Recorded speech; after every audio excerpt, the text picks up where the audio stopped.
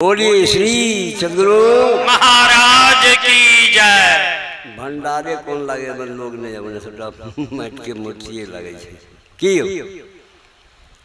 नहीं नहीं आप लोग भी मनुष्य हैं। बोलिए जोर से श्री सदगुरु महाराज की जय। श्री सदगुरु महाराज की जय। बंदो गुरुपद कंज कृपा सिंधु नर रूप हरि महामोह तुम पुंज जासु बचन रवि करनी करो। धन्य धन्य सद्गुरु सुखद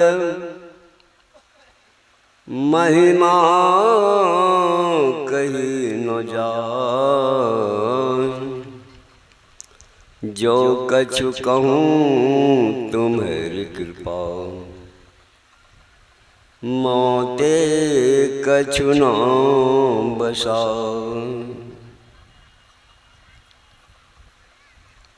भूतल भूषण पुण्य प्रभामय पोषण सुषमा सुचि आकर सद्गुणमय प्रभाकर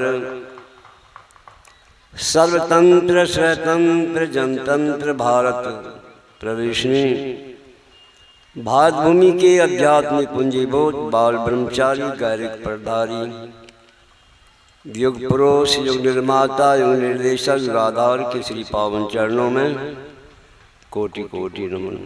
तो दशहरा ढोल बोले लगने नहीं लोग ताके लगने उन्हें अरे बैठ तो देखिए आएंगे पूज्य बाबा तो आपसे पहले तो हम भी उठ जाएंगे। हम लोग तो जूनियर हैं उठवे करेंगे तो आप लोग उठना ही है।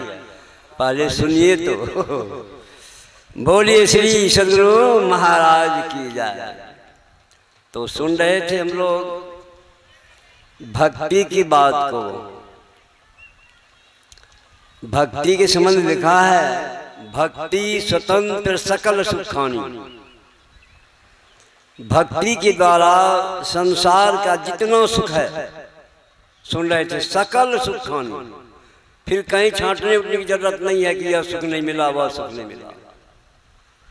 मिलेगा कैसे तो कहा बिनु सत्संग न पावे प्राणी। बिना सत्संग के हम उस सुख को नहीं पा सकते अर्थात कोई प्राणी नहीं पा सकता है। इसलिए भक्ति सबों को करना चाहिए। हमारी आराध्य इसी भक्ति को समझकर उन्होंने क्या किया संसार को छोड़ दिया। स्पष्ट में कह दिया कि दे धरे कर यही फल भाई भजिए राम सब काम बिहारी। किसको कहा? एक किसी बाबा को कहा या एक किसी व्यक्ति को कहा नहीं। उनके सब में हम लोग सुन रहे हैं बराबर स्तुति में गाते हैं कि जितने मनुष्य तनधारी है प्रभु भक्ति कर सकते सभी। कैसे करना है कहा तो अंतर और बाहर भक्ति कर घटपट हटाना चाहिए। भक्ति को दो तरह से कहा बाहर और अंदर। अभी हम लोग बैठकर क्या भक्ति कर रहे हैं तो वास्तविक कर रहे हैं।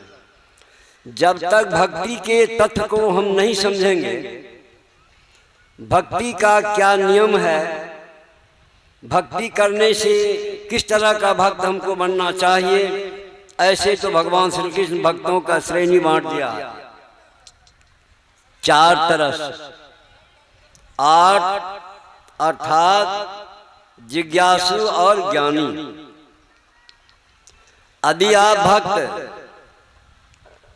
अपने को दुखी हैं और दुख को जो है सामने में रखकर गुरु के सामने में आप भक्ति करते हैं तो आपका भक्ति यह निष्फल होगा सफल नहीं होगा।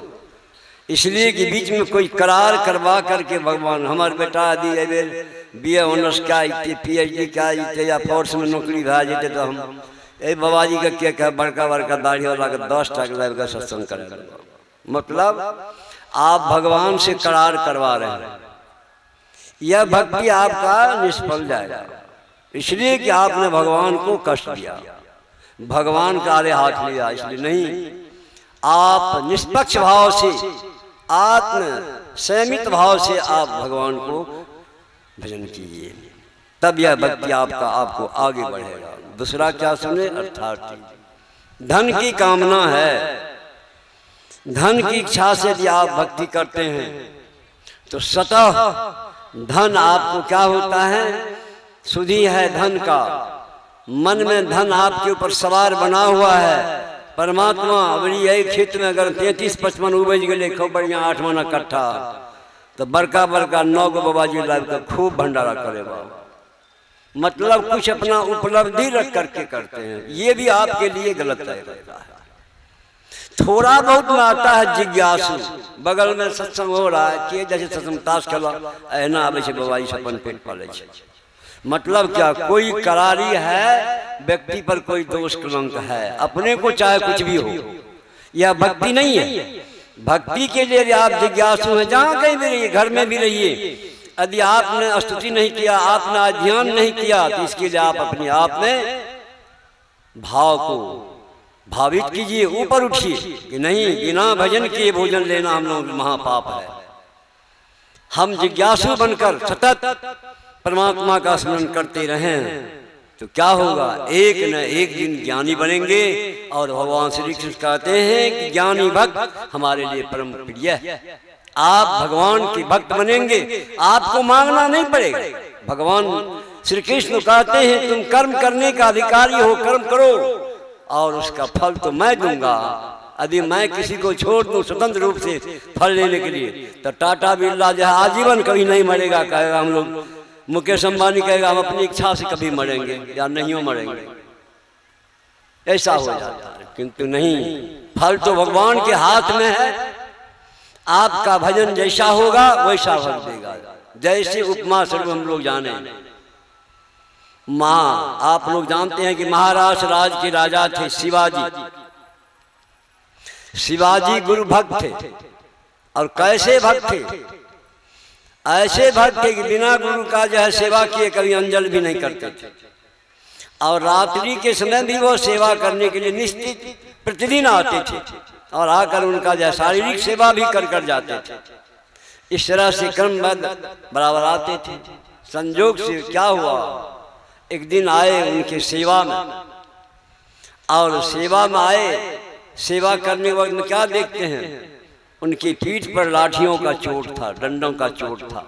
पूछा गुरुवर, यह आपके ऊपर इस तरह से डंडा किसने चलाया?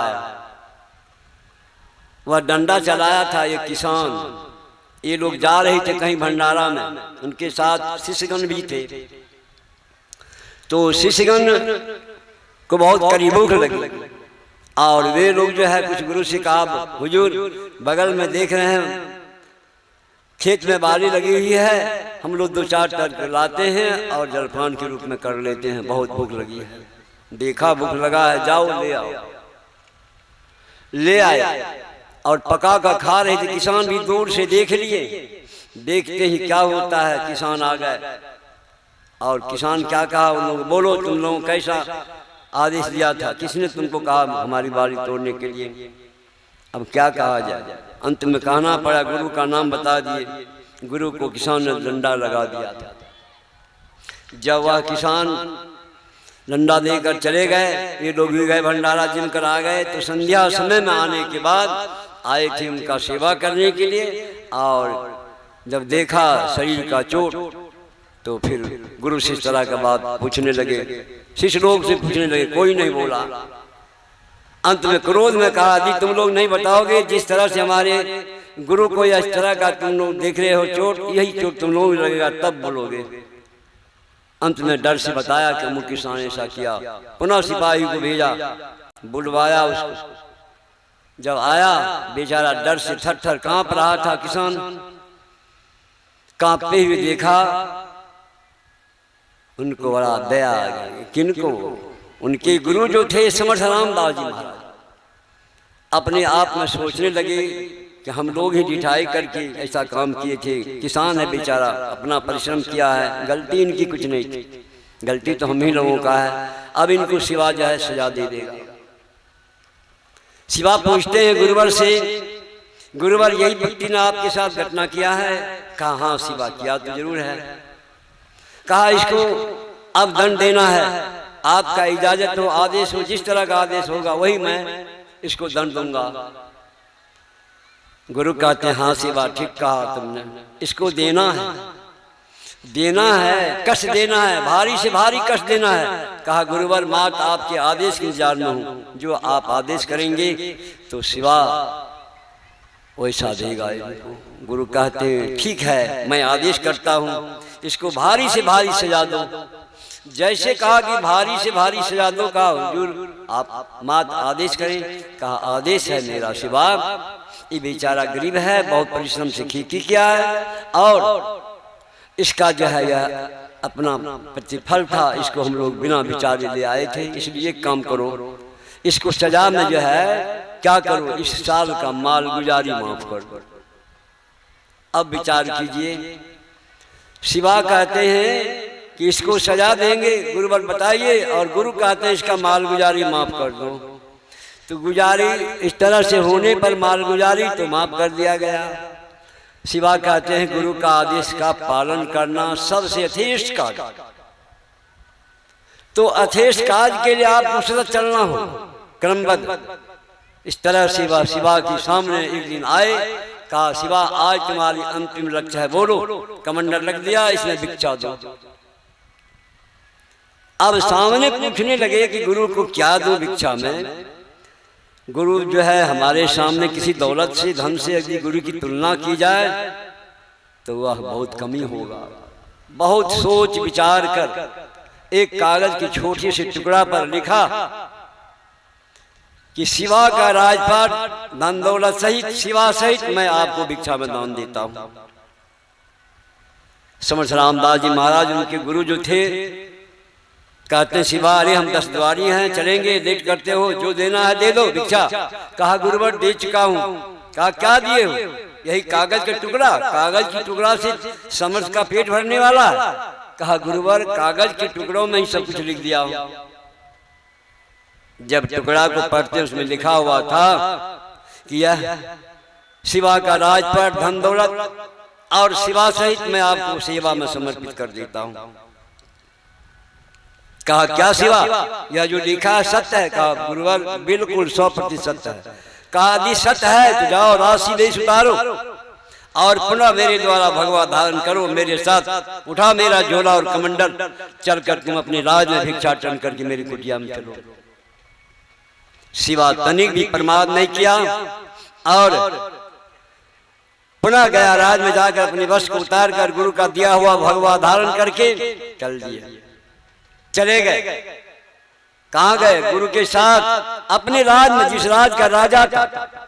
कोई राज लिहाज नहीं, कोई इस पर मान अपमान नहीं। गुरु का ज्ञान है, गुरु का मैं शिष्य हूँ, उनका सेवा करना मेरा दायित्व है, इसलिए पुनः चल दिया और चल करके उनके साथ में जो है शिवा का काम बन गया, गुरु का सेवा करना, यथोचित पालन करना। इस तरह से अपने आप को करने लगे, शिवारत रहने लगे अपनी सेवा में। पुनः 2-4 दिन के बाद गुरु उनको आदेश देते हैं शिवा तुम तो मेरा है। कहा जी गुरुवर। कहा राजपाट भी तुमने मुझे ही दे दिया है। कहा जी गुरुवर। कहा तुम भी लिखा है अपने आप को मैं भी समर्पित हूँ। कहा जी गुरुवर। कहा जाओ उस राज को चलाओ। कहा नहीं गुरुवर अब वह राज तो मैं आपको दे चुका हूँ। कहा दे दीजिए हो, इसीलिए तुम भी तो मेरा ही है, मेरे राज को चलाना, मेरे आदेश का पालन करना तुम्हारा कर्तव्य है। उनके चरणों में समर्पित होकर फिर कहा नहीं गुरुवर आप कुछ न कुछ आप नमूना अपना दीजिए, फिर मैं जाऊंगा।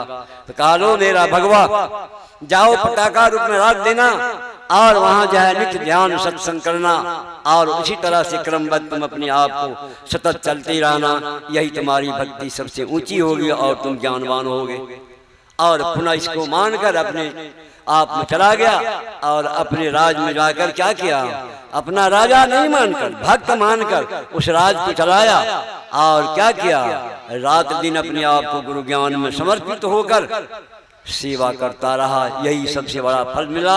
या आज उनके साहित्य में गुरु के साथ साथ शिष्य का भी नाम विशेष है। इन्हीं शब्दों के साथ मैं वाणी पर विराम देता हूँ। बोलिए प्रेम से श्री श्री सद्गुरु महाराज की जय।